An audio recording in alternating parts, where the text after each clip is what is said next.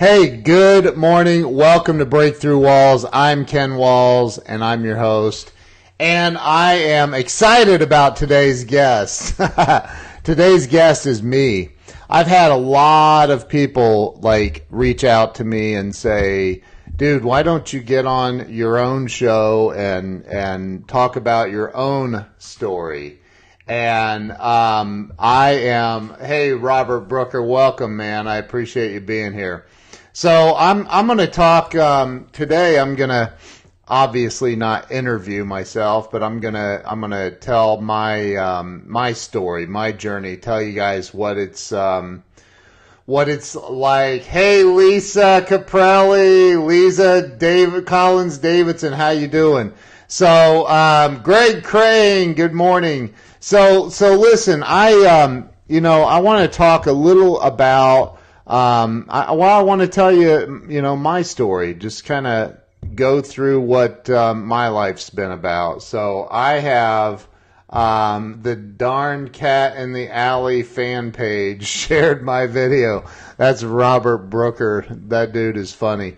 So I want to talk about, what life's been like for me. And, because I literally just hung up the phone with my good friend Lisa Copeland and Julie Ziegler Norman, Zig Ziglar's daughter, who's a dear friend of mine now, and she's a recent friend. And I look back over my life and I think, my gosh, I have made some unbelievably amazing connections and friends with some just superstars and some people that aren't superstars, but they're superstars to me, and I just want to talk about some my life. So I was born in a town in Northwest Ohio called Bellefontaine. It's Bellefontaine. It's Bellefontaine, but they call it Bellefontaine, Ohio. And I remember about the age of, I think, maybe 3. My father ran off and moved to another state when I was 2 years old. I think my little brother was about 6 months old, and my older sister was 5 years older than me. And so here my mother was suddenly a single mom with 3 kids to raise on her own. And man, she did one heck of a job. I'll tell you, that woman, she worked in a factory almost her entire life.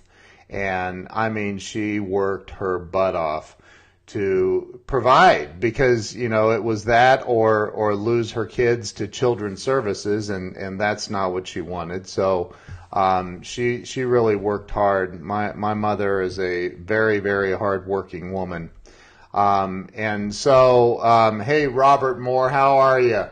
So we were raised in a very, very poor family. And about 3 years old, I think, my mom bought a house on her own. And it was a small, one of those little, almost, it was a modular home. So it wasn't a mobile home, but it wasn't far from a mobile home, if you know what I mean. They brought the house in 2 pieces and slapped it together. And I believe it was around 1,100 square feet. I put this in my book, actually. I wrote about it. I even put a picture of the house in my book, Walls of Wisdom, Turning Pain into Profit. But, so we were raised in a tiny, tiny, tiny little house. And, interesting, my brother and I shared a bedroom that is, I think my current office that I'm sitting in right now is bigger than the bedroom that my brother and I had. I still to this day can't believe that we spent all those years in this tiny little bedroom. But anyway, so and childhood for me was my mother ended up meeting another man and getting married. I don't even know how old I was when they got married. I think I was around 3, I believe. My father, I think a year or so had passed. I don't remember all the details, but at first things were great, and then as life went on, things were not so great. There was a lot of really dysfunctional stuff, alcoholism and drug use and things like that. That I saw as a child, and a lot of abuse and just some really bad stuff. But at the age of probably, I don't know, 7, 8 years old, I learned that if I was going to have the nicer things, finer things in life, that I was going to have to get them on my own. I was going to have to figure out how to do that on my own. And so, although there was a tremendous amount, and I mean a tremendous amount of daily dysfunction in my life, I still was always I was a pretty happy kid. I mean, overall, I think. There was a lot of fear when you're going through, as a child at the age of 3, 4 years old, you start seeing abuse and things going on in your life that around you that you're watching the adults do, and you're a part of that. Well, it generates a tremendous amount of fear. So I also learned very early on fear, like really having a lot of fear. And so, at the, I don't know, around 7 or 8 years old, I learned that I needed to, if I wanted the nicer things in life, I had to get them on my own. And so I went out and I started mowing yards. I remember pulling a push mower behind. I had it tied onto my bicycle, and I would pedal my bicycle and pull this mower behind me, door to door, throughout neighborhoods in this little community, which we ended up living in a resort town in Ohio. It's on Indian Lake. It's called Indian Lake. I grew up we had moved to Russell's Point, Ohio. And it Indian Lake is a melting pot for divorced parents, it seems like. But there's actually, back in the 60s, there was a band that wrote a song about Indian Lake, and there was an old dance hall at Indian Lake that and a big amusement park. At one point, they had the largest wooden roller coaster in the United States, but this dance hall back in the 60s and early 70s, they had, the Rat Pack came in and they played and performed there, and it was a really hopping little community. And so, I can remember the Hells Angels riding their bikes past our house, like thousands of motorcycles, and it was crazy. So, so this was a resort town, but in Ohio, in the winter, there's the lake freezes over. There's nobody coming there to the beaches and all of that. So, there was really not a lot to do as a kid. There was really not a lot to do. So you went out and you got into fights and you did dumb things. But, for me, growing up in this town, my brother and I, and then we had friends in the neighborhood and whatever, and we just lived. That's it. We built forts, and probably around 8 years old or so, I started learning. Unfortunately, it was early for me, but I started learning what the effects of alcohol would do, and how that would take away the pain of any dysfunction that I was in the midst of. And so, early on, I started that stuff, and by the age of 12 years old, I was a happy kid. I was very well liked among all of my peers at school. I got into a lot of fights. I got into a lot of trouble, but I had good grades. I was pretty smart. I did okay when I applied myself to the studies and whatever was going on in school. I did very, very well always when I applied. My challenge was, there was a lot of stuff going on in my life, so I didn't really feel like I wanted to apply myself at all. And so I ended up, at 12 years old, my cousin was visiting from out of town, and him and I went out, and I don't know if we smoked a little pot or we were drinking, or I don't even remember, but we went into an old abandoned building, and we were in there messing around, just playing, and ended up kicking a bunch of holes in this old building drywall and all this stuff, and we went on about our day, and ended up going back to our house. My cousin was staying for a week or something, and the sheriff shows up, and we're like, what's the sheriff doing here? And my mom's like, hey, come out here, and this deputy wants to talk to you. Well, apparently this building that we had been kicking holes in the walls, it was not an abandoned old building. It was a building that they were actually refurbishing, this apartment building, and so we got in a lot of trouble. In fact, I got arrested. For the first time, I got arrested at 12 years old, and my mother was practicing tough love and told the deputy that I was a flight risk or something, and so they took me to the juvenile detention center. That's a fancy way to say jail, because it literally had steel doors that clanged shut, that I'll never forget it, because I was there, I think, for about 4 or 5 days. I can't remember the exact time frame, but holy crap, at 12 years old sitting in jail, that is not what you want. But so that was my first experience with something like that, and I'd like to say that really changed me. That's what made me go, okay, this was my wake up call. It's time to get it together. But it wasn't. It's not what changed me. So from the age of 12 until I was 18, for the most part, I spent most of those years on probation as a teenager. And I went to school. I did okay in school. Again, when I applied myself, I really loved math, so I aced trigonometry, analytic geometry. I aced, calculus and algebra and all of those. Really, I loved math. I still do.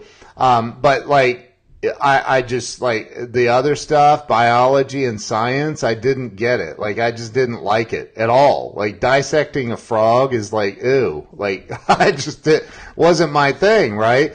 But there was a lot of craziness going on. So, at 16 years old, I'm not going to tell the whole story, but I ended up, in one evening, lipping off to the wrong person in my house, and got my rear end kicked. I mean, big time. I had blood in both of my ears the next morning and a concussion, and ended up in the hospital. And it was at that moment that my real father reached out to me. Hey, Larry, how you doing? Reached out, and I talked to him and decided that I was going to go live with him in Houston, Texas. So I got on an airplane. Hey, Wendy. Got on an airplane, and I flew to Houston, Texas, and I met up with my real dad down there at the airport, and went to his apartment, and very, he had not been a father, and so he didn't know how to be a father. He didn't really, I was like, I smoke cigarettes, I drink, and I smoke pot. What are we going to do? So he just didn't know. He wanted to be my friend. Yeah, I lived in Houston, Laura. You didn't know that? He lived at the time, he lived in I think Pasadena or South Houston, but he didn't know how to be a dad, but he wanted to be my friend, and obviously he knew I'd been through a lot of stuff over the past 13 years, and wanted to just be cool. And so we ended up going to like we went to, what was that, Mickey Gillies, saloon or whatever. They had the bowls, and and I was drinking because, hey, if you're with your dad, you can drink, right? And so we were drinking and partying and about 30, and I had met I'd met this girl before I went to Houston. I met this girl, and her and I back then, there was this thing called long distance phone calls, right? Like if you made a phone call and it wasn't close by, it was considered a long distance call, and they charge you by the minute, and it was expensive. And my dad would go to work, and I went to school one day, and got into a fight. And I went home that day, and I said, and this is in Houston. I went to school one day, and I said, I'm not going back. And he's like, why? And I go, I got into a fight. I'm not doing it. Not going there. And he's like, all right, cool, whatever. Just, so I just hung out at the apartment all day. And it wasn't a nice area. I remember one day during that month, there was the police were outside, this is all kind of vague to me, but there was a body or something in the pool floating, that had been murdered or OD'd or something. But it was just a really, really, really tumultuous life that I lived as a teenager, in and out of courts, in and out of fights, and just running from police, doing stupid stuff, and then running, and it was crazy. And so, and again, I didn't know if it was normal. I didn't know if it was abnormal. According to the judge, my behavior was abnormal. So, but that's the life that I lived as a kid. That's the way I was brought up. It was insanity all the time. And so, I had met this girl, and I'm calling her every day from my dad's phone. And there were no such thing as cell phones, and we're talking for hours. Well, there was I forget what the bill. I don't even know, because I ended up going back to Ohio. I told my dad I wanted to go back and talk to my mom, and things were going to be way better. Blah blah blah blah blah. And so I went back to Ohio or came back to Ohio and things were whatever. I don't remember a lot of it, because I really did. I drank a lot all the time as a teenager, and so there's a lot of gaps. But I ended up. I'll fast forward a little bit. So around my senior year, somewhere during my senior year, I ended up going to a vocational school for marketing, and with the somewhere in the middle of the year, they called me to the main high school and said, hey, you didn't get a biology credit in 10th grade. I failed it. I literally failed it. I think it was because I didn't show up most of the time.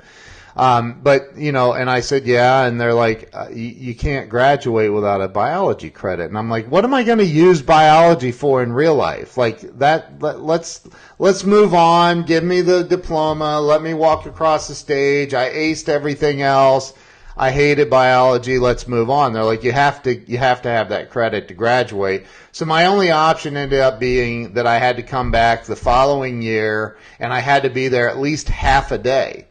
And I was 17 at the time, and I'm like, well, I'm not coming back next year. No, I hate this place. I literally hated school, and I was a rebel. I smoked in the boys' room. I did. I smoked cigarettes in the boys' bathroom all the time. I got caught all the time too. But I was cool with some of the teachers would be like, "Come on, man, just put it out and flush it and get back to class." And all right, cool. And like it was crazy. So So I did this crazy stuff, but I was also friends with a lot of the guys and on the sports and stuff. I played basketball. I was really good at basketball. I did, a lot of things like that, but still there was no stability in my home. It was insanity most of the time.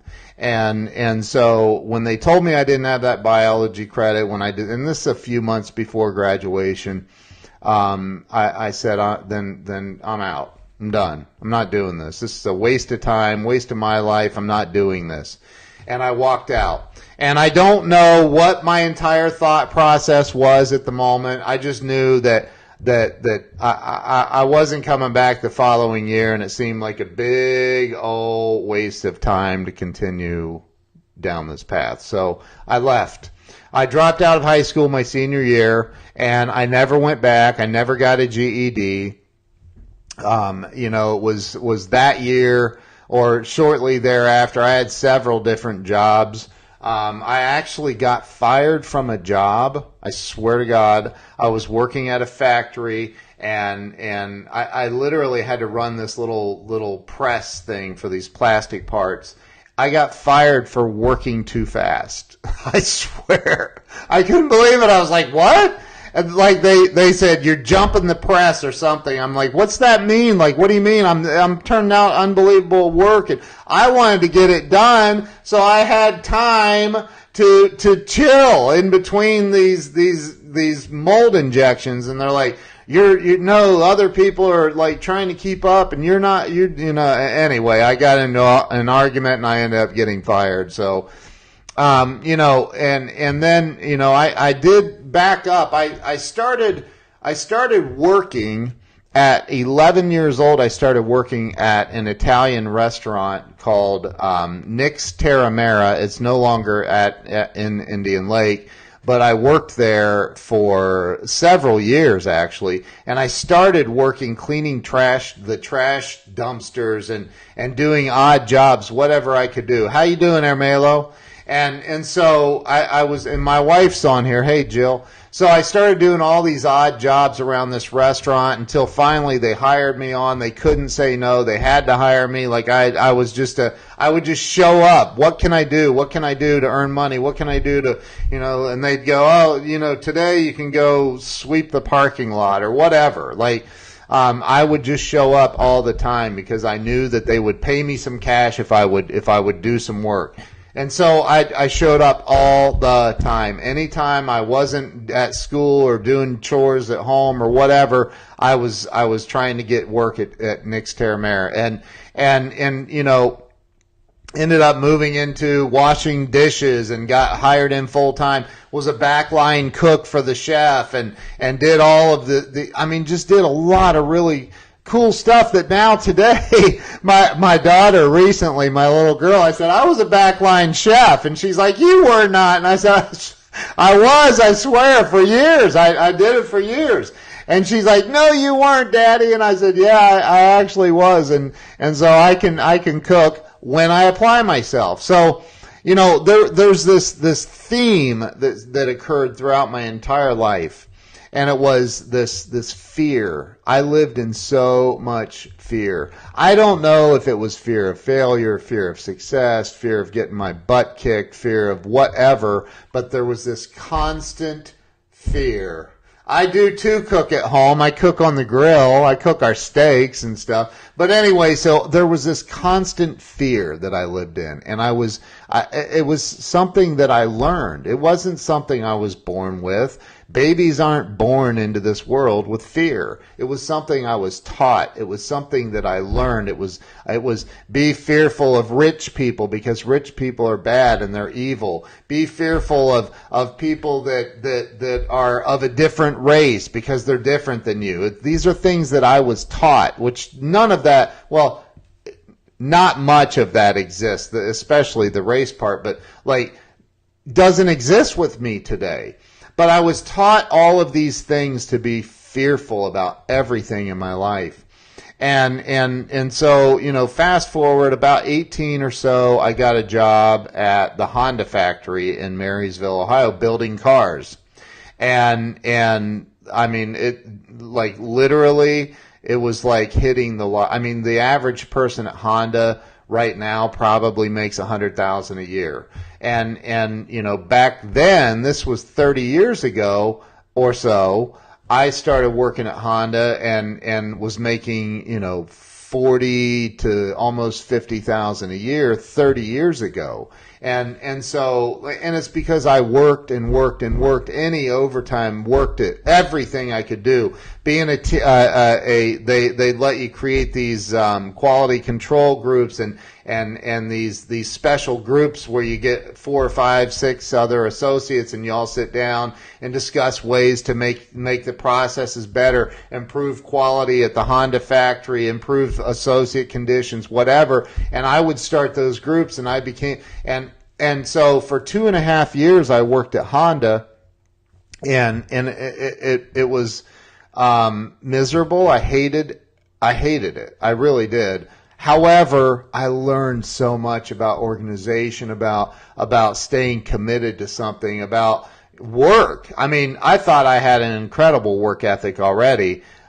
Man, I was not in any way. I was a skinny kid when I started working there, and I lost 20 pounds in my first 2 weeks. That's how much Eric said, I can't wait for the cooking with walls. Dude, yeah, you'll be waiting a long time on that. But like, you know, I learned how to work, and I mean, I worked hard at the Honda factory. And I, again, you know, I always had this problem. There's this word, it's called recalcitrant. Somebody said, "Why are you so recalcitrant?" to me a few years ago. And I'm like, what does that even mean? I don't even know what that means. But what it means is opposed to authority. Like, you know, having a disdain for authority. Hey, Alana, how are you? So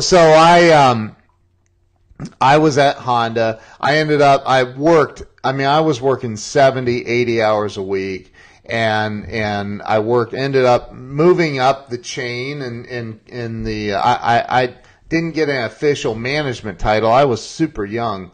But I moved up. I moved up into like they called a guy that floated around the line. I got so good at doing all the different processes.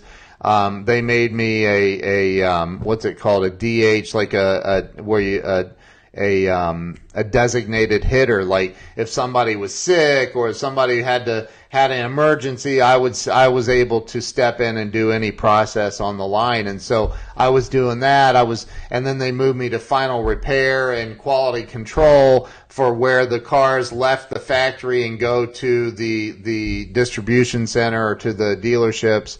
And so we would do the final inspections on these. And so I moved way up fast. I mean, in a couple of years. And everybody in the plant wanted to work in quality control because it's such a lax environment. You didn't have to do a lot. But you got all kinds of overtime hours. So I did that for 2.5 years. And then I slipped a couple of discs in my back and took 30 days off.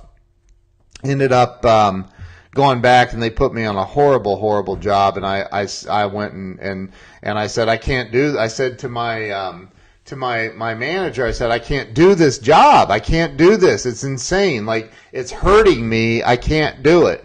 And he said, oh, if you ever want to be a manager here, you better quit your whining and bitching and get back to work. And I went, dude, what did you just say to me? Like, I'm in pain. I've been off for 30 days. I didn't file for unemployment or workers' comp or anything. I just lived off savings and like, what did you just say? And he's like, get back to work. Quit your whining. You want to be a manager here? You better just work through it and da da da. And I'm like,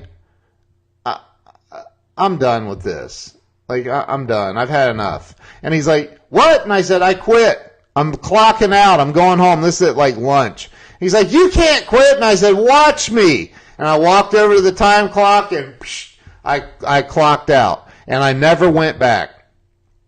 And you know, it was shortly, like literally like a day or two later, I started interviewing for sales jobs. And I had no idea why I wanted to be in sales. At 17 years old, I had sold for a while for a guy that was an Amway distributor, and I sold for him, selling water purification systems for a while, and I did great at it, but I didn't really know selling at all. And so here I was at 21, 22 years old. I'm now looking for a job in sales for some reason, and this company hires me, and I it was for back then, it was right when technology was starting to get really cool. Let me back up a little. At 11 years old, I got a computer. It was called a Commodore 64C. It had a cassette tape player. You wrote your code, and that's what you backed everything up to, was this cassette tape player. So I loved technology. I loved figuring out how to write code for 3 days just to get a little ball to blip around on the screen. It was insane. So I did that, and I loved technology. Well, then this company that hired me was called Metagram America. They were based out of the UK, but they had, they were huge here. And what they had was an alphanumeric pager that you sold to somebody, and with that pager,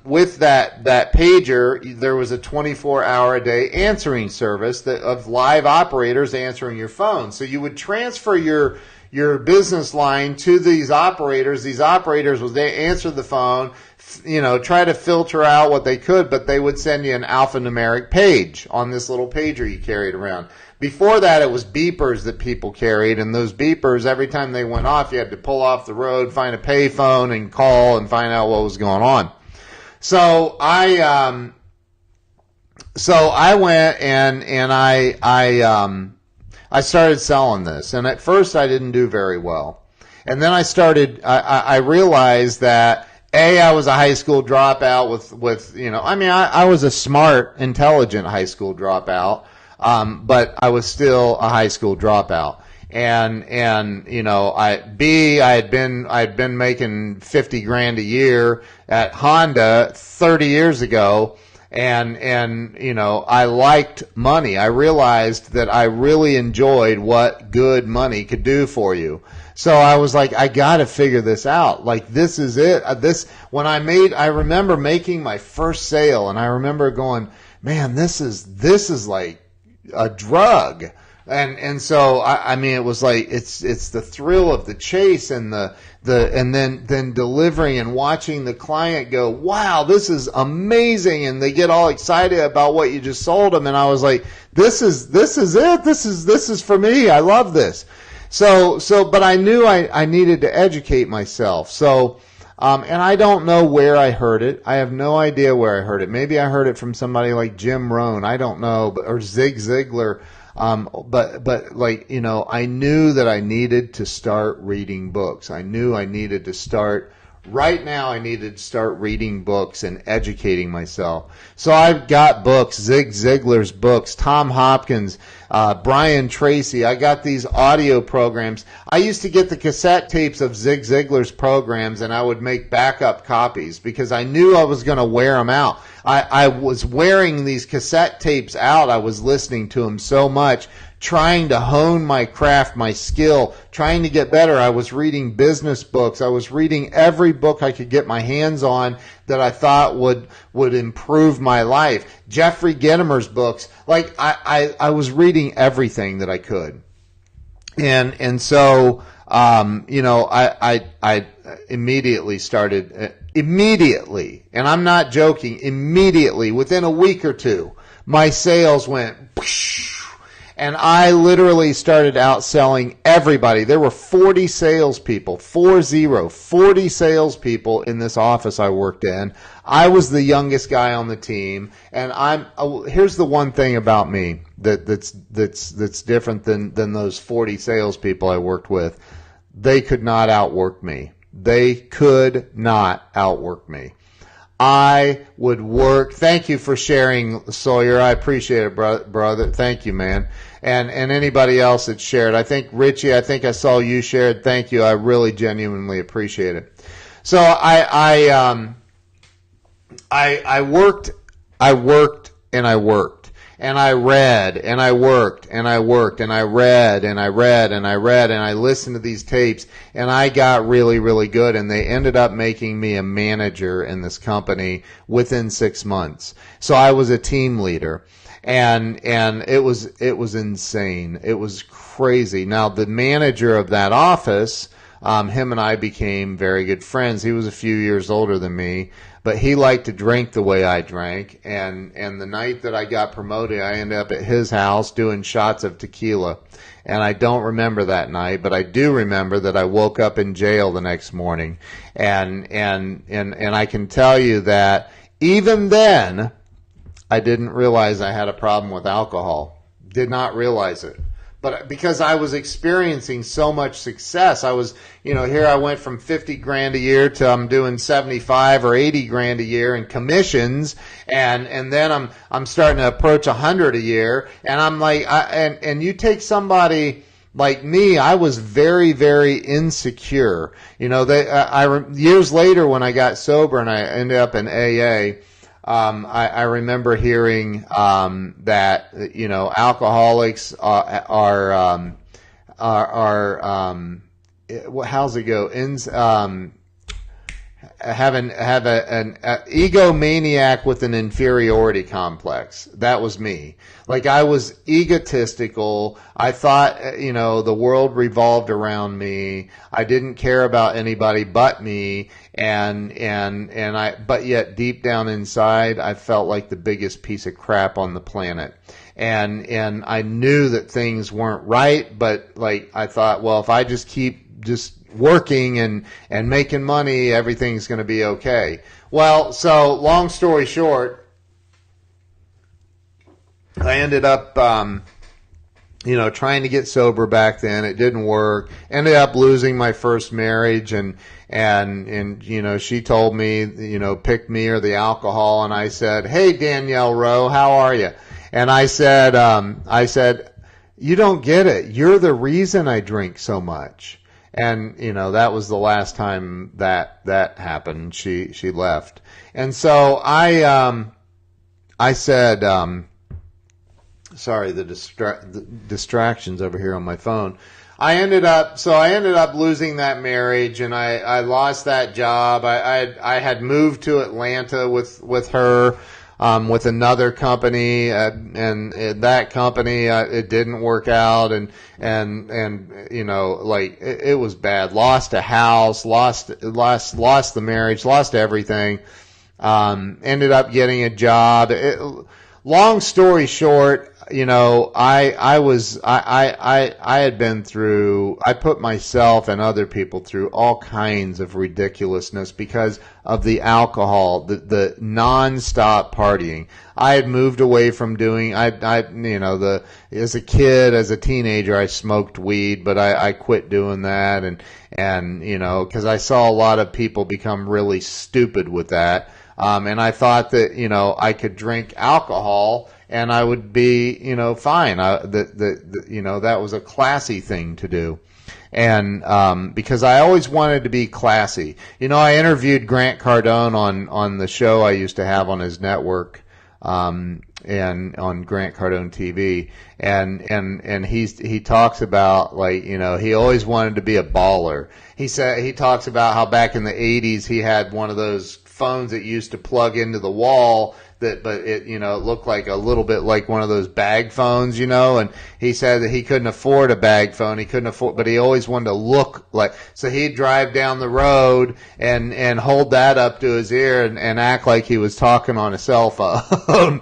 And I can relate to that. That's the insanity that I lived in. I wanted to feel better about myself. I wanted to feel like I wasn't a worthless piece of crap, which is what I really felt like. And so, I went through all this stuff. I ended up having another business in West Virginia, and we did unbelievably well. I mean, we did unbelievably well. I got into the satellite dish business and the home security business, and we did super, super well. And then, all that came crashing down, and I ended up I ended up living in Seattle. I moved back here. I mean, I've moved all over. I've lived in Pittsburgh, Seattle. I've lived all over the place, and so, you know, I ended up in a treatment center around the age of I think 31, 32, something like that. And that stuck for a while, about 6 months. And then I spent another year and a half drinking some more, because I relapsed, went back out, started drinking more, built another business, lost everything again. And at 34 years old, I still had a business, was the president of a company, drove a Mercedes, had everything. And I was sitting on a bar in a very highfalutin bar restaurant. And this guy walks in and he says, "Hey, man, I put in my 2-week notice. I can start here very soon." And I said, "Start what?" And he said, "Working for you." I said, "Working for me? For what? What are you talking about, dude?" He goes, "What do you mean, what am I talking about? You told me to put in my 2-week notice. You were going to hire me to be your head installer." And I'm like, "What? What are you talking about?" He's like, "You don't remember our conversation?" I'm like, "Dude, what are you talking about?" And he said, "Oh my God, dude." And he's like, "Look, man, like, I don't know how to say this to you, but everybody around here knows you're nothing but a worthless drunk. Why don't you get sober and get your shit together and stop freaking lying to people?" And I was like, whoa. And he got up off the bar stool he was sitting on and walked out. And I remember sitting there. First thing is, like, I hope nobody else heard that. And then I started thinking I had drank like 7 beers already that night, that late afternoon, early evening, and I wasn't buzzed in any way after 7 beers. And I'm sitting there thinking, what in the world am I doing? What he just said is true, and I know it's true. What am I going to do? And and all of a sudden it wasn't, there were no burning bushes. There was no, nothing fell from the sky. I just suddenly realized that I needed to change, that the way I was living my life was pathetic. And no matter how much money, the millions of dollars I had made to that point, no matter how much money I made, no matter how much money I had, no matter what vehicle I drove or the house that I lived in, that I needed to change. And I knew to change, the first thing that I needed to do was stop drinking. And I didn't know how to do that. So what I did that night is I sat on the bar stool. I had about half a beer left, and I said, "I'm done." And I paid my tab. And I high-fived the bartender chick, whoever, I don't even remember her name, but I knew her well back then. High-fived her, said, "I'm out. I'm quitting drinking. You won't see me again." She's like, "Yeah, we'll see you tomorrow." And I walked out, and I went to the hotel I was living in because my ex had thrown me out for hitting on her girlfriend when I was drunk, which I didn't remember, but apparently I showed up to her girlfriend's house with a 12-pack. And that wasn't cool. But I walked out, went back to my hotel room, and I laid on the bed, turned off my cell phone, and powered it off. And I literally, I just cried. I didn't know what to do. And I laid there, and I literally, like, I said a prayer, and I said, "God, if you're real, I need your help. I don't know how to do this. I don't know what to do." And that was August the 10th of 2002. And by the grace of God, I haven't had a drink of alcohol or any minor mood-altering drugs since that day. And I went to an AA meeting the next night. And I remember I thought I was so important that there's no way I could find a meeting locally to go to. So what I did, I really thought I was that important. So what I did is I drove like 40 miles out of town. And and I literally walk into I swear I'm wearing the ball cap. I'm trying to be all incognito. And I walk into this meeting. I sit down right next to a doctor that I knew.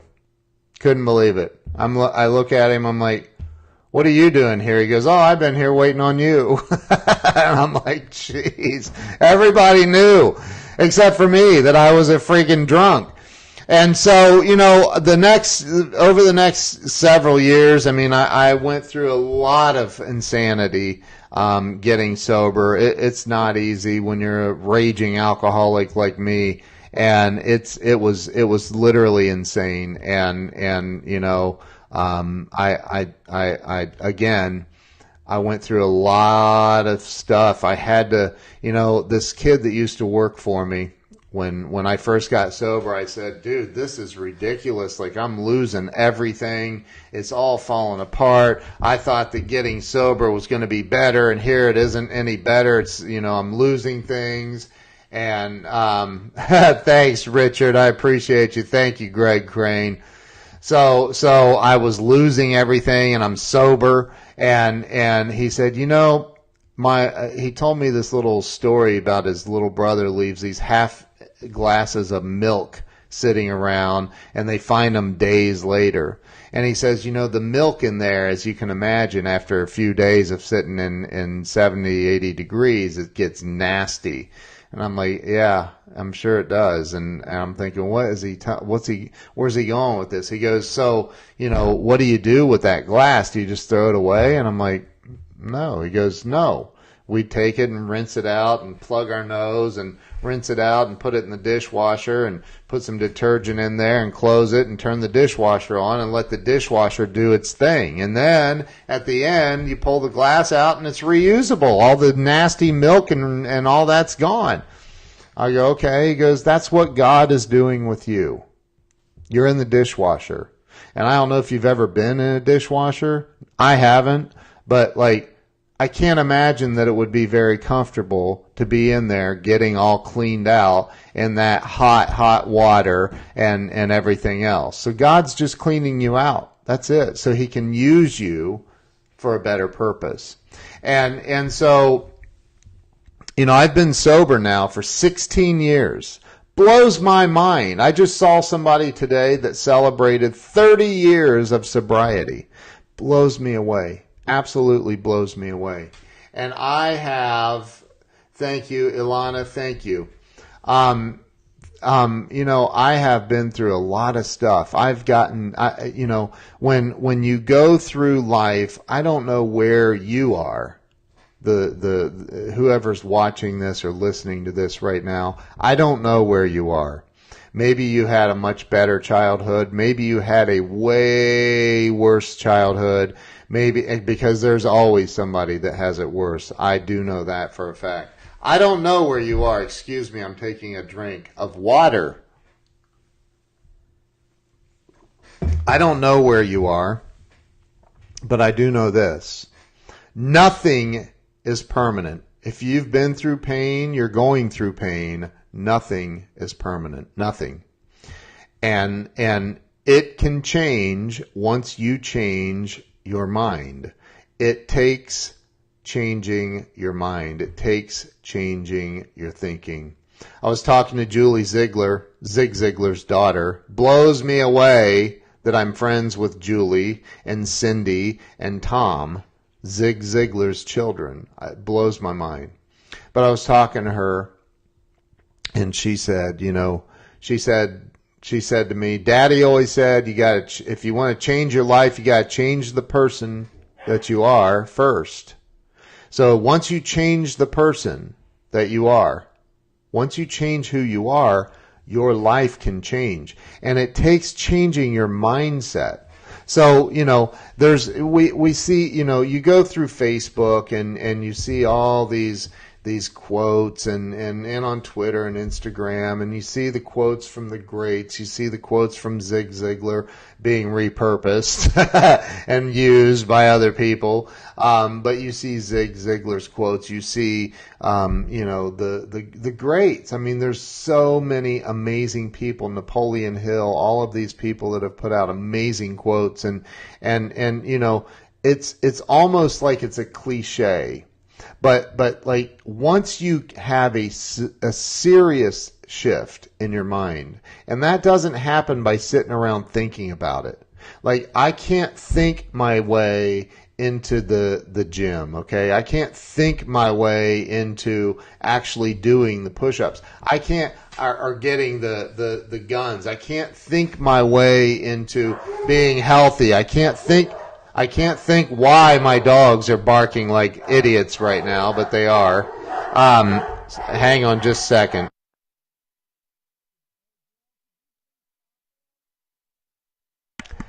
So you can't think, your way out of or into feeling good about yourself. You have to take action. You have to take massive action. And that starts with, do you see all these books sitting over here? Do you see all the stuff that I have sitting over here? There's Lisa Copeland's book, Crushing Mediocrity. Here's and my new Jeffrey Gitomer book that is being released at the end of October is upstairs on my nightstand because I read it every morning. So here's the Little Red Book of Selling by Jeffrey Gitomer. Here's my book right there, Walls of Wisdom, Turning Pain into Profit. Here's another book, the Little Red Book of Sales Answers by Jeffrey Gitomer. Here's another book, You're Leading Now, by my good friend Tiffany Timmons Saab. There's 5+1 by Chaz Wilson. There's Now Make Good by Chaz Wilson. There's The Go-Giver by my good friend Bob Berg. There's How to Make What Happen by Sean Whalen. A book by Jeb Blount. These are books that I read. These are books that I still need to finish reading. But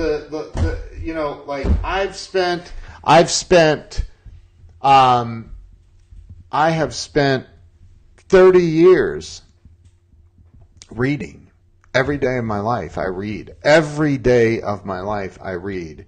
And every time I read something, even if it's for 10 minutes, every time I read, I grow. Every time I read, I get something out of it. So what I've learned is, that quote by Jim Rohn, that he says, how's it go? Somebody type it in there. A formal education will, how's it go? A formal education will make you rich.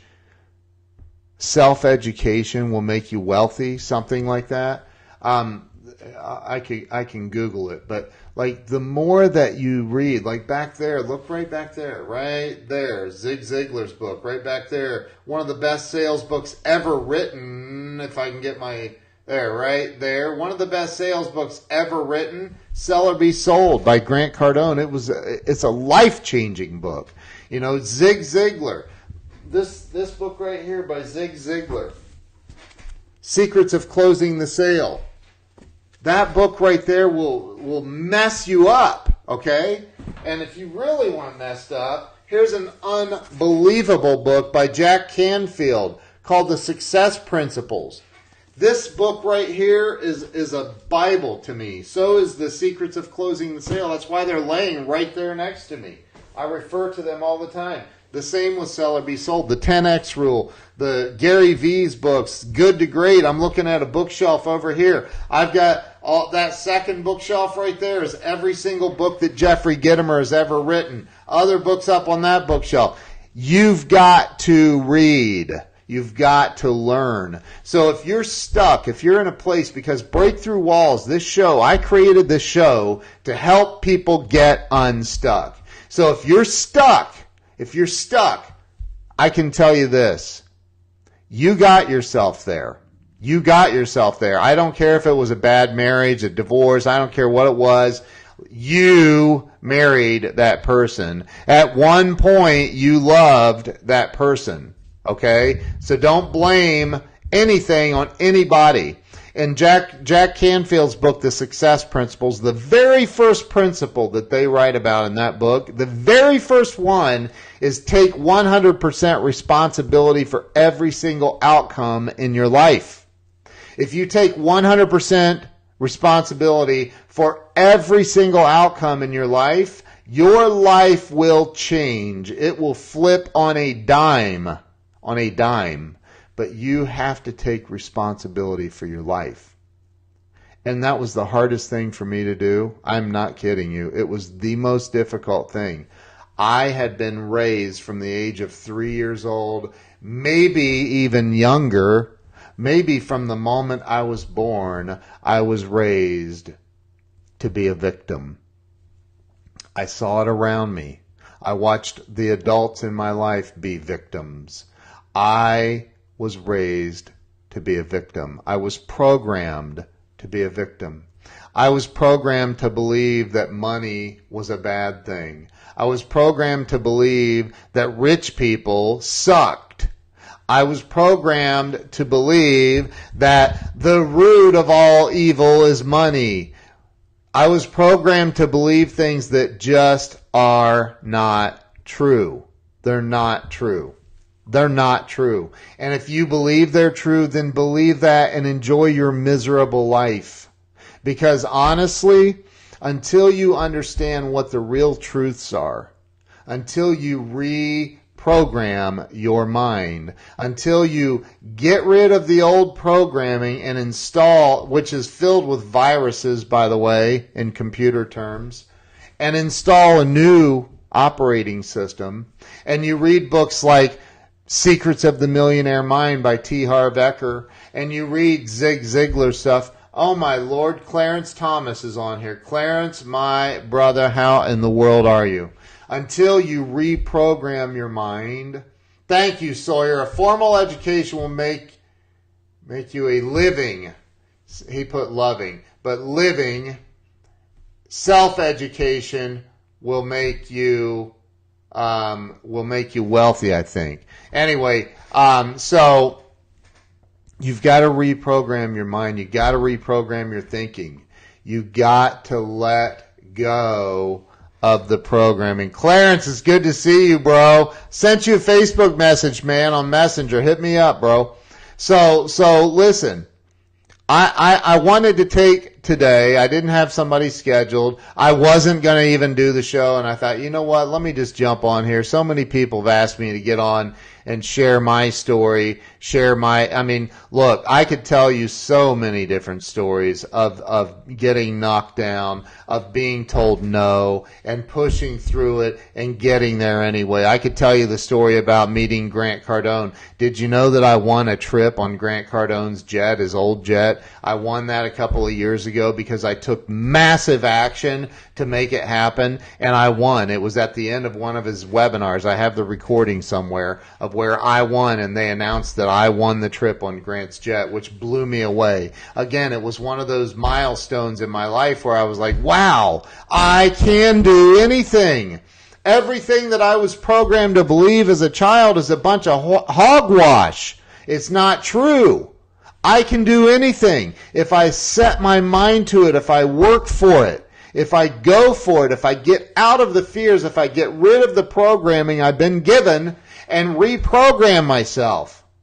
People are so afraid to question what they've been taught. They're so afraid to question their belief system. They're so afraid of that. If you let go of being afraid, if you let go of being terrified to question what you believe in, and you start looking at the other things out there. I'm not saying that, I've read stuff about the Muslim religion. I've read stuff about Buddhists. There are some Christians out there that would be like, you're going to hell! No, dude, I'm just looking at it. I didn't say I became a Muslim or a Buddhist or anything. I want to know. I want to know. You have to become curious. You have to become teachable. And if you think you know everything already, you're screwed in life, okay? That's it. You don't know everything. I don't know everything. I'm 50 years old, and I have lived a life that most 90-year-olds haven't lived. And I know I don't know everything. I am 1,000% positive. So become teachable. Become humble enough to open your heart to learning from other people. My favorite question has always been, why? Exactly. I love that. I love that. Why? That's why the teachers hated me in school. Man, I'm in Dubai right now. A lot of great Muslims here. Right! Dude, I know some amazing Muslims, and I hear people judge them, and it makes me insane. It's like, are you really that ignorant? But, you know, I don't want to get into all that. The more I learn, the more I realize I know much less than I thought I did. Amen. Amen, Robert. So listen, I wanted to hop on here and just tell you my story. And, you know, everybody's got a story. I've interviewed some unbelievable celebrities on this show and some unbelievable entrepreneurs and just amazing people on this show. I'm very, very grateful to everyone who supports Breakthrough Walls.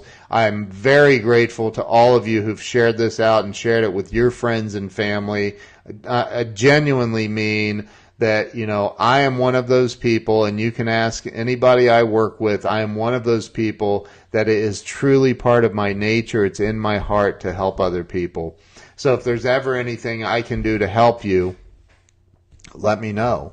And no, that doesn't mean I work for free. It means that I will help you to the best of my ability until we get to the part where you're asking me to do things I charge money for. Because I got to feed my family.